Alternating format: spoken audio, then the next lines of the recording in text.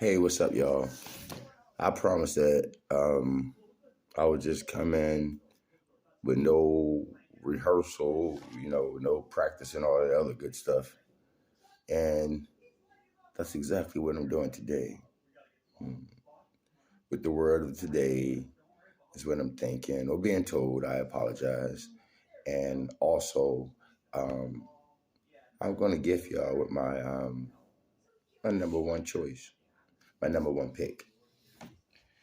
I did a piece, only one other piece, because like I said, I'll never do promotions or anything like that. But I did one other piece, and it was on a company called Symbiotic, which is still one of my favorite choices. Just haven't been, you know, I guess chasing them as hard as I should. But I got them in two different portfolios, so I guess I count I'm chasing them.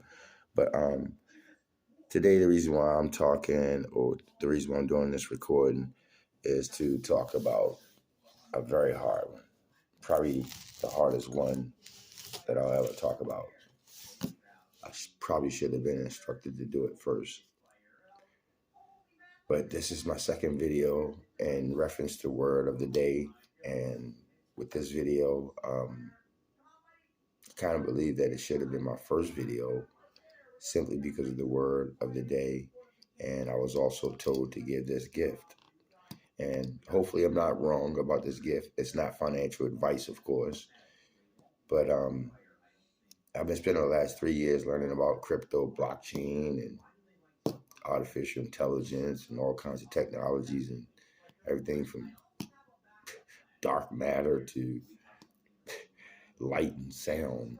So I've been learning a lot about technology in the last 3 years, learning a lot about the markets in the last 3 years, learning a lot about life in the last 3 years. And, being an investor that is not wealthy, I never was wealthy. I'm actually poor. And actually, trying to invest while being poor, and also trying to teach other people or show other people that even while being on welfare or being on, disability or some type of, retirement, social security, anything, you can still invest. I know it sounds crazy, but, nowadays you don't have to have a broker. You could just download an app and start buying a company that you already know is going to win, like Apple or something. Where you can't go wrong. And so that's the reason, the purposes for the channel. The other purposes, of course, is, I was inspired by my mom when I lost my mom back in December 2020. And after that, I think I started like four YouTube channels. And maybe I'd already had some Facebook pages and groups. But I think I started like another 4 or 5 pages and groups since then, maybe even 6 since then. And other platforms too, like, Snapchat, TikTok, and all. But that's what inspired me. And like I said, trying to do something that's a little unorthodox, and that is show people an unorthodox way of investing, very unorthodox, with a very unorthodox mindset, and also show people a very unorthodox, I guess, picture. I don't know. Trying to let people know that, hey, even if you're in the hood, I'm talking about slamming the hood, probably even with a drug habit or something, can barely make it from check to check. Try to tell people, hey, what I learned is that there's been times in my life where I probably didn't know where my next money or dollar was coming from. But at the same time, when I did get what I would call a pop, and some of us out there, we know what pops is and licks is or whatever. But if I did come across, let's say, a pop or a lick, meaning, I came up in some way, shape, or form, then it was my responsibility to respect that whatever it is that I came up with, minus 20%. like literally minus 20%. So let's say I had a table full of money and all, and it came out to be, let's say, I don't know, money and other things, and the value of it came out to be, let's say, I had some cash, $1,000 cash, maybe some jewelry or something, and a few other things that I'm liquidating or whatever. And let's say I'm trying to buy something and I'm saving. So what I would do is I would take that come up, because I'm, like I said, I don't know when my next pop or lake or come up is going to be. So I would take that come up and I would say, okay, 50% of that come up is what's truly mine. The other 50% is just not mine. It never was mine.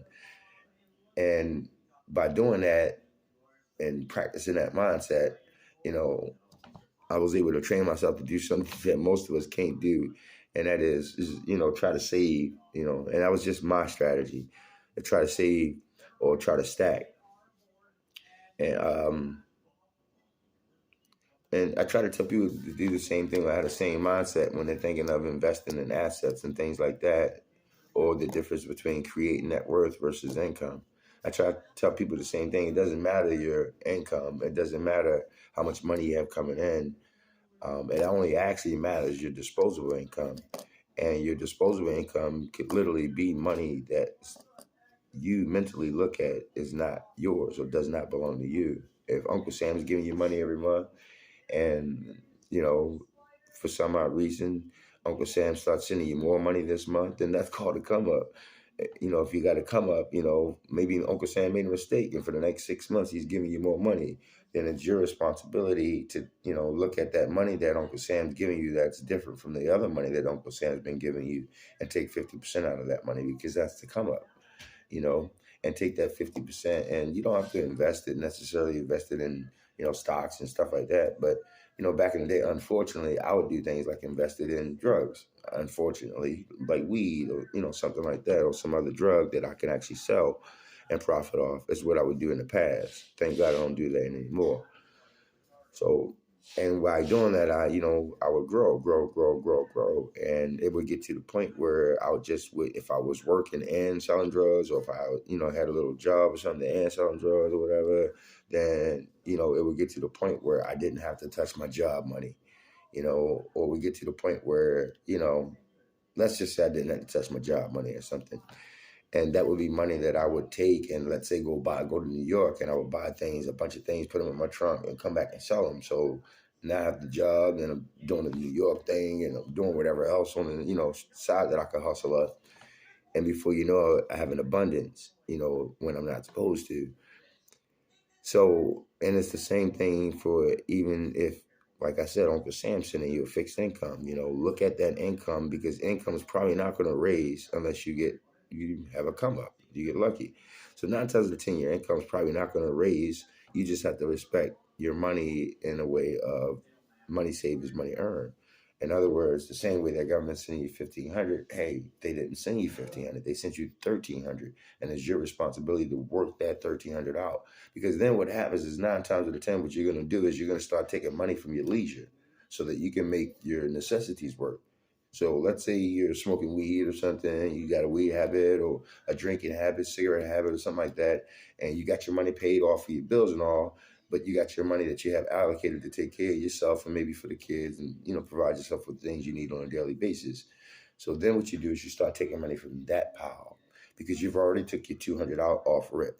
And that 200 that you took out, that's money that you cannot expect to see ever again.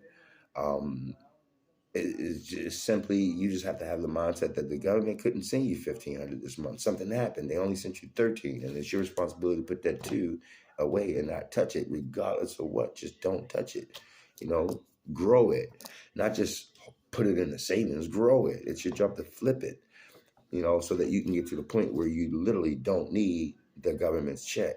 You hear guys rapping, you say, oh, well, I'm spending last year's money. It's true. That person is literally spending last year's money, meaning that all the money that they made this year, they haven't touched. They literally spent last year's money. And it's the same thing with working from paycheck to paycheck. You can get yourself to the point where you simply save exactly what it is that you get on a paycheck basis. So whether it be a monthly check or a weekly check, if your monthly check is $1,500, you can get to the point where you have $1,500 saved up or stacked or flipped. And then now you can literally say, fuck you for the month. I don't need your $1,500. I have exactly what you're about to give me already stacked. And then you'll get to the point where you have 3,000, then 4,500, and then so on and so forth, where you can literally say, okay, well, now I have 3 months of money already set aside. And then you'll get to the point where you have 12 months of money. And then that means you're spending last year's money. And now, obviously, while you have 12 months of money, you're growing that money or you're flipping that money as well exponentially. And that's the point that I try to bring across to even a person who's literally on welfare. Because again, it's not about a person's income, it's about a person's disposable income. And then even more important than that, what are you doing with that disposable income? Are you going out buying clothes? Are you flipping it? Life is a business. You put out money in your home to keep your home up, and you bring money in your home. That's the business of life. Each one of us have our own business, whether we know it or not. We're responsible for keeping debits and credits. Literally, it's like debits minus credits equals owner's equity is what we're doing in each of these households. So we're already running a business. So you don't have a choice but to run a business. You're running the business of life. You might as well run the business and extend it into creating some more financial independence for yourself. And that's what you do when you start to get into creating net worth and not creating income. Never mind income. That person can literally make $200 a week versus your $1,000 a week. But because you filled your life up with $900 worth of bills every week, that person hasn't filled their life up with any bills. They have $200 disposable income. You only have $100 disposable income. You killing this person income wise, but they're killing you. They're literally doubling you disposable income wise. So money saved is money earned. There's nothing worse than seeing somebody go out and fill their life up with a bunch of loans and fucking credit and shit. And then they wonder why they have no life. Like literally, you see their car at the job all day, or you find out their car is not even owned. The car is leased. You're like, damn, what the hell are you doing? You're killing yourself.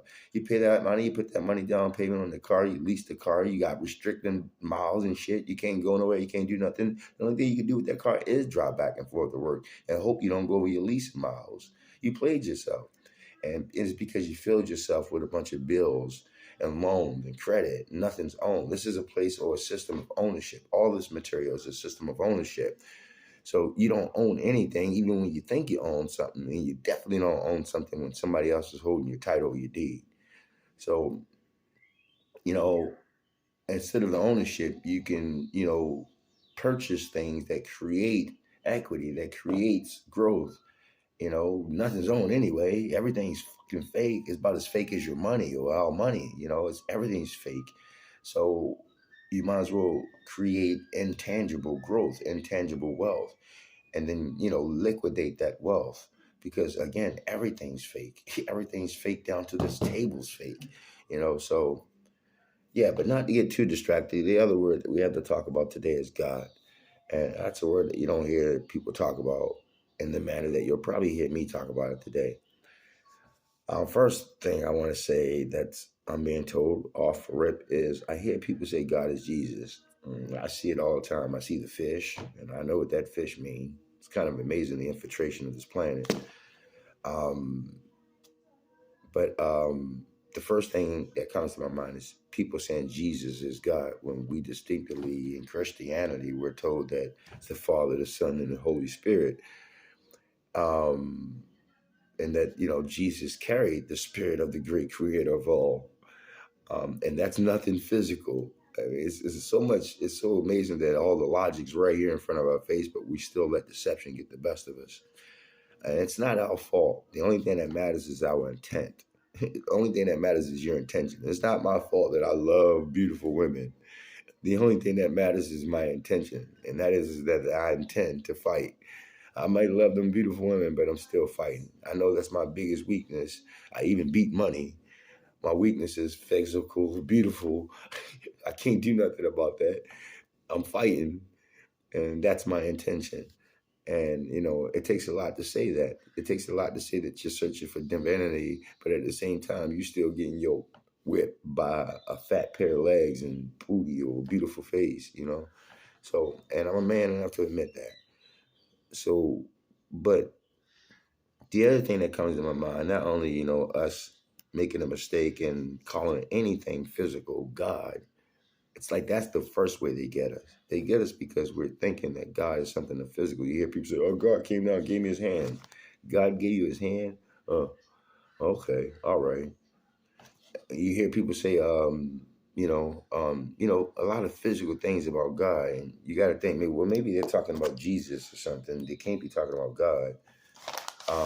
Maybe they're talking about Jesus, the man that died at 33 to carry the spirit of the great creator of all.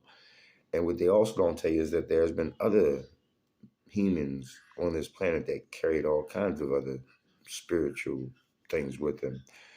We call them possessions. I also hear people, um, you know, go back, maybe, no more than 10,000 years when it comes to the study of, let's say, religion or study of deities and all. And I think that's amazing because man's walked alongside dinosaurs.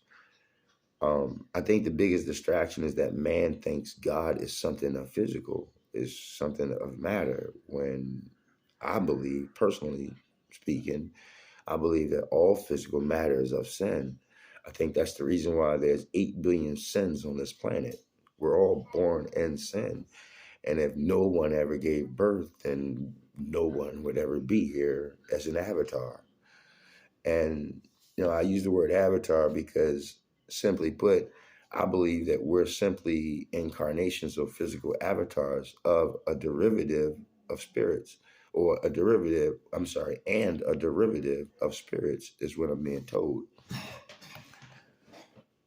I believe that, let's say, for example, if there's one spirit, and let's say spirit was an item or a thing, if it was, if there's one spirit, then that spirit could be responsible for multiple avatars, meaning multiple physical entities here on the planet.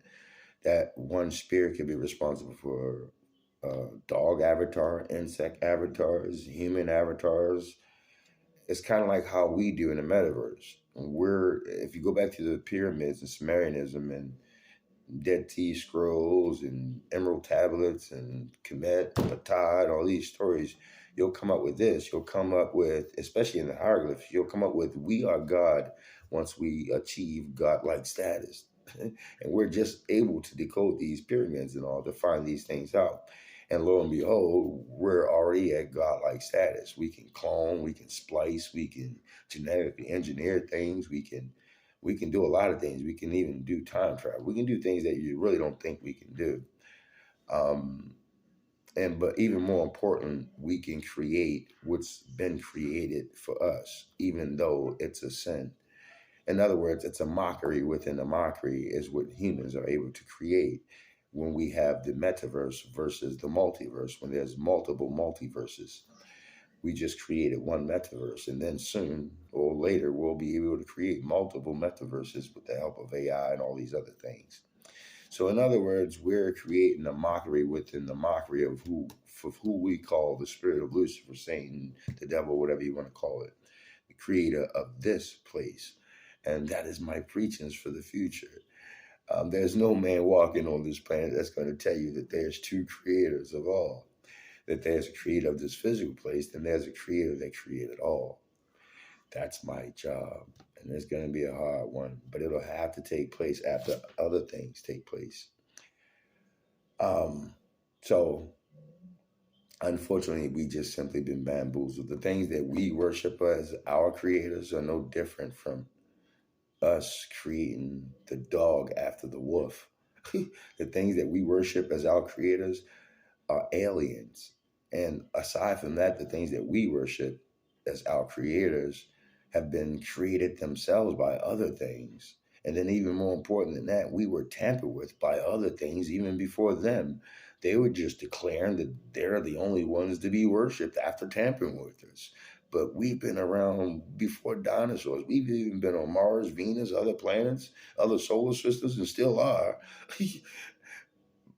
So there's multiple derivatives of homos, if you will, or man, if you will. So it's a mockery within a mockery. And the biggest mockery of all is not only that we can mock man, but we can mock the creation.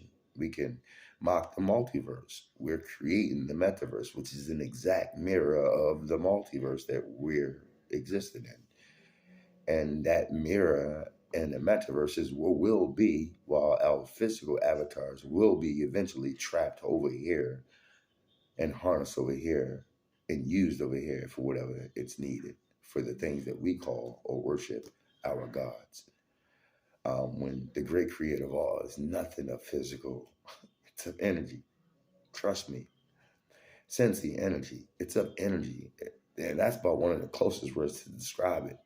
If you can imagine the create ability or the programmability or information technology is what we would call it. If you can imagine the capability of binary code, zeros, ones, and then taking that from zeros, ones through nines, but only being one programmability, or let's say space or data or capacity for storage or data or creation being zeros through nines, um, and then multiply that by zeros and nines in every direction, directions that are not even conceivable by this dimension or frequency of reality that we reside in.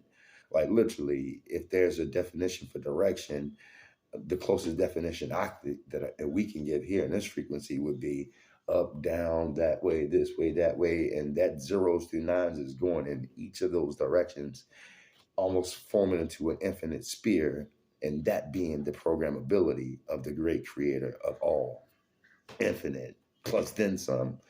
In other words, I can't even begin to describe what the great creator of all creativity or programmability would be. It would be almost impossible from this frequency of reality. The closest thing that I could say is zeros through nines is what creates this physical sin-filled place.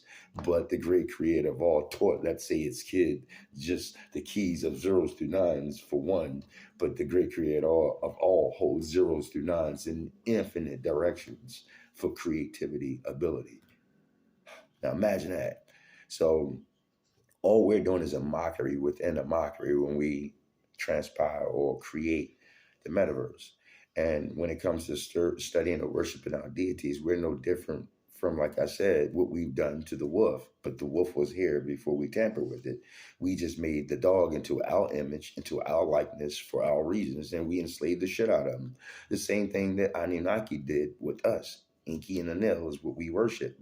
In order to understand that, you have to go back to the precursors of Christianity, which is Judaism, and the precursors of Judaism, which is Samaritanism, and the Emerald Tablets and all that. So, and Dead Sea Scrolls, of course, and your mysticism, your Torah, and then coming back to Samaritanism and understanding, the things that created us in their image. That's nothing to be proud of. And then when it comes down to race, I never speak separation or anything like that, but just to let the black people know, yeah, the proof is in our pigmentation of our skin that we're the chosen ones, or the ones that, been here the longest, closest to the sun, and all that other, crap. But at the same time, if we knew what tamper with us and what we worship as our gods, we probably wouldn't be as proud as we claim we are. And these ASE guys, these Eastern Stars, which is nothing but a derivative of your Masons, all these people out here screaming kings and queens, and like, I'm not bashing anybody, but you're just worshiping physical. I could be the most intelligent. I hear guys call themselves Hoteps and Ptahs and all kinds of stuff, Ras, and I'm like, Jesus Christ. And this person is very intelligent, but all this person speaks of is physical. And that is the distraction. The distraction is physical. The distraction is what we're mocking right now. In fact, we're going to be kept, let's say we got our virtual glasses on, and we're going there willingly over to the metaverse. And then in the future, we don't have a choice. It's inside of our head. We're locked over in the metaverse, and our physical is being harnessed for whatever it's needed for by the things that we call our creators, while we're literally stuck over somewhere else, like we already are right now.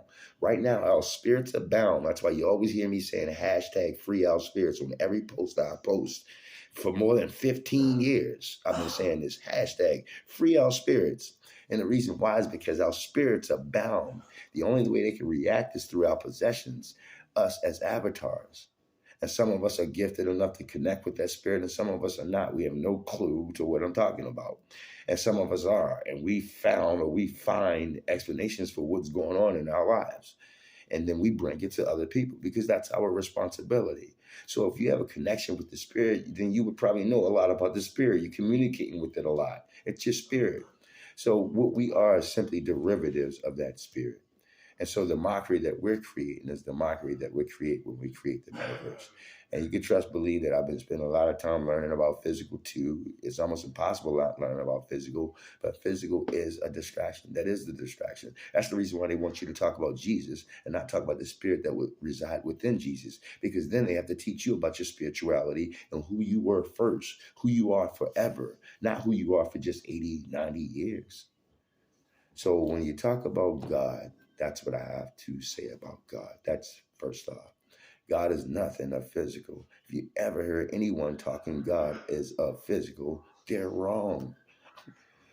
This place is nothing but trickery of light. This place is nothing but crystallization of molecules. This place is nothing short of what we would call magic, with just the codes of zeros through nines, linear. When it exists, zeros through nines in multiple directions, infinite directions. So that's the first thing. And then, of course, just to go back into the jewel, because I'm going to wrap this up because there's background noise. But just going to wrap this up and go ahead and drop the jewel real fast. The jewel is this. Right now, I'm going all in on a company. It's going to be one or two companies. The one is Tilray, and the other one is SciTech. Um, I'm really believe that these are going to be some super gems. Might have a little trouble with Tilray at the beginning, but SciTech is definitely going to be a banger. Now, like I said, I got to wrap this video up because I got background noise. But I just wanted to let y'all know the two drills that I was going to drop for you today is Cytec, CYTE, I believe K, if you look them up. I believe the symbol is CYTK as well. And then the other company, Jesus Christ, Tilray, which is a medicinal company, biotechnology. I don't think they're in biotechnology, but I think they're using like cannabis and all other kinds of things in the medicinal world. And I think it's going to be a banger. I expect the expected growth to be at least 100% a year. And you don't need me to tell you over 10 years, that's a 10x easy. And they're very low price, which means that exponentially they can grow pretty fast or pretty easy. And then on top of that, the market cap is very low. And then on top of that, I've been watching them for a while, just playing with them a little while, just keeping my investments really low on them. But I see the way they're reacting when the market's reacting in a bullish manner. And just so y'all know, just to do a close up or recap on my portfolios, I'm actually doing really good in a lot of my portfolios. I'll do another video on my portfolio, on the portfolio aspect only, and show you where I'm actually up 70%, 80%. On a lot of my assets. I'm doing a lot better than I thought I would be doing for it to be the end of year 2023. I thought things would start to pick up maybe at the beginning, like I said a couple of years ago, at the beginning of 2024, and then really start picking up 25 and then go real ham from 27 to like 30, that's what I expected. But things are starting to flourish around November. It looks like things are starting to transition around November 1st of this year, being the end of 2023, which is kind of similar to what it did last year, which is the reason why I'm sitting such high, because I think I had an average of about 45, 50% on most of my, high cap assets. And then now I'm at like 80% on some of those same cap assets around the same time the following year, which is now, it being November 1st. Last year was around December 27th is when the market just flipped and went bananas. This year, I expected the market flip around December 1st and go bananas, but instead it started flipping on November 1st. And I just want to put those dates out there because nobody ever talks about that. They never tell you the flip date of these markets. So yeah, the date if you'll go back and check, you can double check, see about my word, about my research. It looks like things start to transition around November 1st this year. Last year, it was around December 27th last year when things started to transition in a bullish manner. So I just wanted to put that out there just to let y'all know that a lot of people there who throwing their money out there and they're really investing and thinking that, hey, yeah, we went through some ups and downs, but we did come out this year. You think that we came out this year, then it's already written. This stuff is literally written, meaning that by 2030, things are going to grow so fast exponentially that just using artificial intelligence alone, humans can literally already run up the side of walls right now, believe it or not. Humans can literally run up the side of walls while shooting guns that are laser guns. That shit you see in these games is real. Those weapons exist. Dark weapons, they exist. A weapon that could take your ass to somewhere else, a weapon that could disintegrate you, they exist. Artillery that men can put on, soldiers can put on, and they can run up alongside the walls and defeat gravity, they already exist more than 20 years ago. So things are going to happen so fast when it comes to the consumer. Right now, it's at the institutional level, the military level, the organizational level. It'll drop down to the small business and then the retail and then the consumption level, which is us, consumers. And by the time it gets there, that's when we notice the fast pace of how fast all this stuff is moved. I mean, literally, you'll be standing next to an alien and literally you know it's an alien. It looks just like you and it's accepted. Your job is to go work with him today. And you'll be thinking, how the hell did this all come about so fast? My kids are not even fully grown yet. I mean, fully, they're not even old yet. So this will all happen really fast as time crunches more. This is all written. It's already happened multiple times before. These technologies that we have, we've already had these technologies before. Humans have existed for more than 70,000 years uninterrupted during our previous civilization. When you talk about the Atlanteans and all, they were around for 70,000 years uninterrupted. The Trojans, all these guys. So, of course, they mastered living underwater as humans. Of course, they mastered doing things that we just simply can't do. But with the aid of technology, we can do. We can run along walls with the aid of technology. And in the future, technology and man will become one. It's already that. It's just that we're not privy to see it because we're consumers. We're poor guys. We're at the bottom of the pyramid. But you can best believe that there's a trillionaire that's already laid eyes on somebody that ran up the side of the wall from our defense side of our United States of America or Europe, for example. So these things do exist. So, yeah. You'll be amazed at what tomorrow will bring for a grandkid of yours today, for example, what they'll be looking at tomorrow, what they'll be